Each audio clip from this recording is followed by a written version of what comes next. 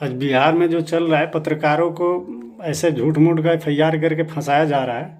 जो हमारी बात हम लोग कर रहे हैं मनीष भैया की। हाँ, मनीष भैया की बात कर रहे हैं।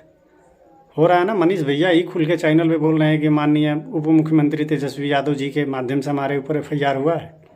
ये बात सही है, क्योंकि वो झूठ मनीष भैया शायद मुश्किल से कभी जान बचाने के लिए किसी के चक्कर में झूठ बोल दिए, पर झूठ नहीं बोलते हैं वो। दूसरी बात कि इन लोगों को एफआईआर करना और उस मुद्दे को दबाना, कारण ये है 2024 मिशन 2024 साजिश के तहत ये कराया गया है।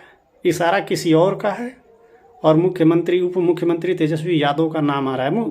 तेजस्वी यादव है इस एफआईआर कराने में, ये बात सत्य है, लेकिन इशारा और किसी का भी है। ये मिशन 2024 है।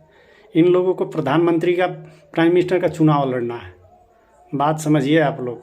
चलिए ठीक है।